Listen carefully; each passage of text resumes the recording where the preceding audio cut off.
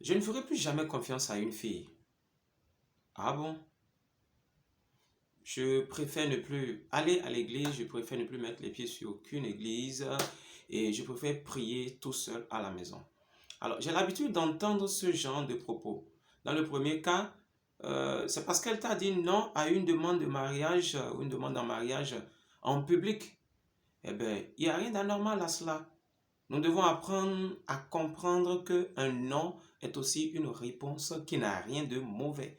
Quand je ne veux pas de quelque chose, je dis simplement non, je te dis non. On doit pouvoir prendre ça comme quelque chose plutôt de positif. Dans le deuxième cas, on t'a probablement blessé à l'église, on a dit des paroles qui t'ont blessé, quelqu'un t'a marché là-dessus, et peut-être que ces personnes l'ont fait inconsciemment. On ne sait jamais. Mais tu as pris une décision, je dirais, définitive pour une situation temporaire.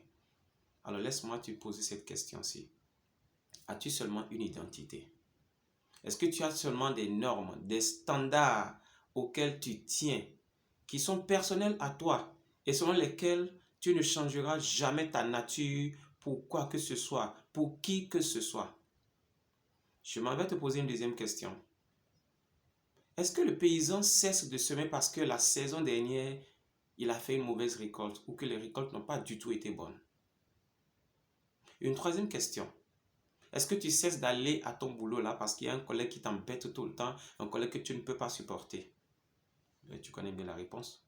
C'est non. Alors, pourquoi est-ce que tu veux changer les choses à cause d'une situation temporaire? Ça va passer. La Bible déclare au livre d'Ecclésiaste que chaque chose a son temps. Tout va passer, bien-aimé. Tout va passer. Rappelle-toi ton identité. Qui est-ce que tu es? Tu ne vas pas changer ton standard pour quelqu'un d'autre. Non. Tu ne vas pas arrêter de faire du bien parce que tu as fait du bien à une, deux, trois personnes et cela t'est toujours revenu en mal. Tu as toujours le revers de la pièce, le revers de la main. Non.